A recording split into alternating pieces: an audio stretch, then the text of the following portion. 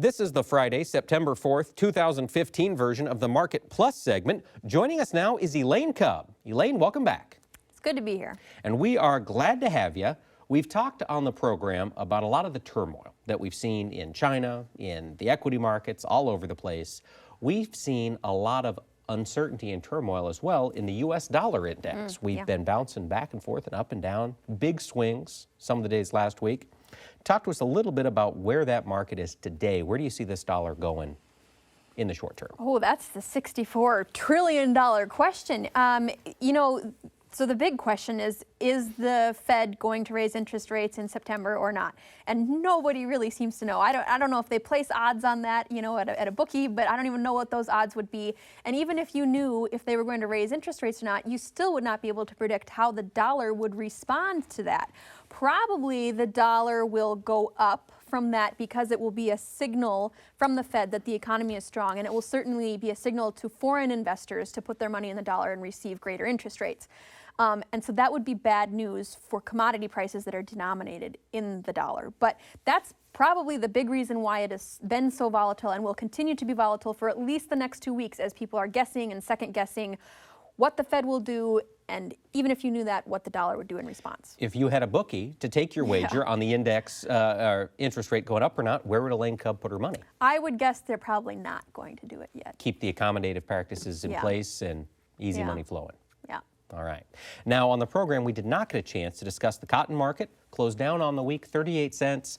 Where do you see this market headed? That's not too surprising when, as you say, the dollar has been bouncing up after its overreaction to the China situation. So, as that's been bouncing up, yes, commodities, especially commodities that have a lot of global competition, the way that U.S. cotton does, they will certainly tend to suffer from that. So, I guess my outlook for cotton depends heavily on my outlook for the dollar, which I just said is so uncertain right now. And but we'll know probably more not great. After mid-September. I believe they're meeting that third week in September. Exactly. FOMC 17th, meets. I believe. 17th, there we go.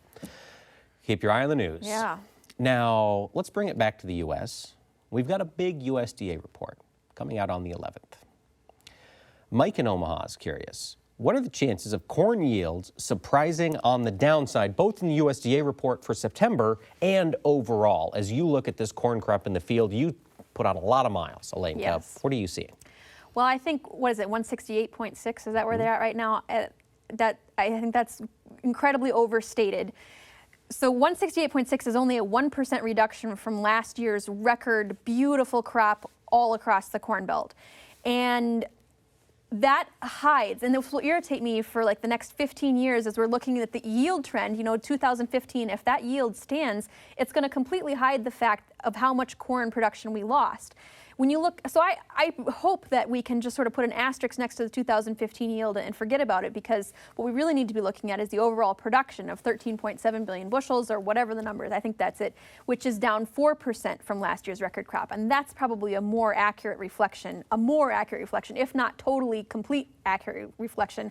I think the USDA has a lot more work to do of adjusting down the harvested acres, which they did not do in the August report, which they absolutely should, because as you do take a windshield tour through the Corn Belt, there's so many pockets, little pockets that even if you had satellite data, if you hacked into John Deere's satellite data and saw all the yield monitors, you still would not fully account for how much of this year's corn production was lost just to all these little pockets of bad or lost production. So yield, let's forget about yield and look at overall production, and it might take a long time for the market to realize that because they're not going to have guidance from USDA numbers in this yield case.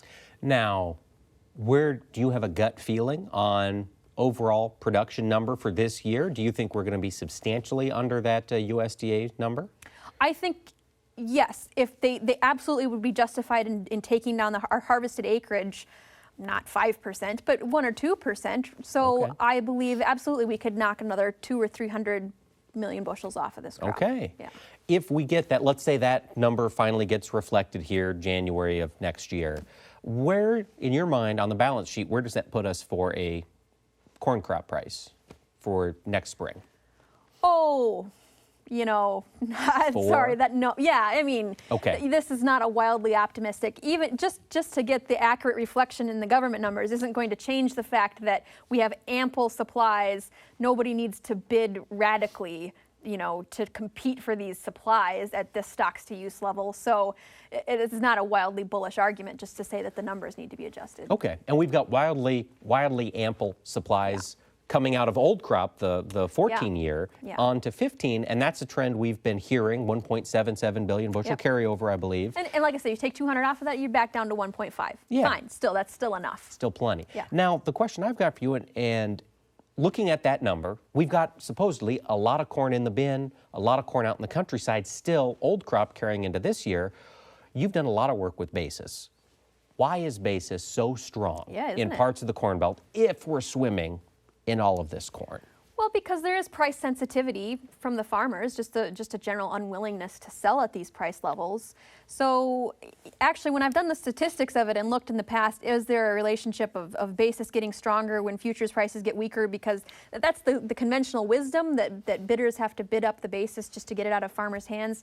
Historically, there's not actually a relationship there, but I think it might happen in short terms, and that might be happening right now. It's just nobody wants to sell at these price levels, so the cash grain bidders have to use the basis to try and get it from the farmers. Gotcha. Now, I want to take a look over at the feeder cattle market. We talked about it briefly on the show. We've got a question here from Chris in Minnesota, and Chris is wondering, is there any chance that increased exports and or heifer retention could lead to a rally in feeder cattle this fall? Well, this fall might be sort of optimistic. I don't know that the exports are really going to be wild enough to really create a rally, but it wouldn't take anything wild or anything major to create a rally at these price levels. We talked about that earlier in the show. Is that this is a pretty major pullback from where prices were. So prices right now are fairly cheap, especially in the deferred board. So to rally off of that could just be a correction or could just be a small bounce without even needing much of a justification. So whether or not those arguments would be a justification for a major rally this fall, I doubt it, but it wouldn't even take that much to justify a bounce. For that producer, if we get the bounce, do you sell it aggressively? Yes, absolutely. Because I don't think we're going back to $200 either. Okay. I think that we need to have very realistic goals and be very happy with the profitable levels that cow-calf operators are having right now. I mean, there's really no complaints even at this 186 level that's on the deferred board. Okay. Final question before we let you go. Big question, big topic. Give us your thoughts. Tim in Crookston, Minnesota, are we at a new normal for commodity prices? Will we ever get back to the high prices of a couple of years ago? Let's take out 2012 with the drought, just that $5 corn, $12 beans. Yeah. Well, and the way that Tim phrased it for commodities in general, you talk about these super cycle ideas, and that's sort of been disproved. And we should have seen it coming because technology will always be the answer, right? We'll always be producing more and more. That was the answer in oil, for instance. People thought we were going to run out of oil, but new technology came in and we didn't run out of oil. People think we're going to run out of grain. New technology or expanding technology in different parts of the world, different continents, using our technology, we may not ever run out of grain the way that we get very alarmed about the 7 billion or 9 billion population. So this may be the new normal, but there certainly will be shocks. There will always be a drought somewhere, sometime in South America, hopefully, and not here, and so we can take advantage of those prices. But yeah, I don't believe that $7 was the normal. And hopefully $3 isn't the normal either. Sure. But hopefully we'll moderate here somewhere. But when you get a shock, sell it. Yes, absolutely. Take advantage of it. That certainly should be the lesson, particularly, young producers or people who are new to the industry. We didn't live through the 80s or the 70s or the Russian grain crisis. This was our learning opportunity to see that when we get these crazy spikes, we should be selling far into the future. That's exactly right. Thank you so much, Elaine Kub, for joining us this week. Well, thank you, Mike. Thank you so much for sending in your questions via Facebook and Twitter. Please continue to do so, and we will get expert analysis straight to you. Thanks for watching, and have a great week.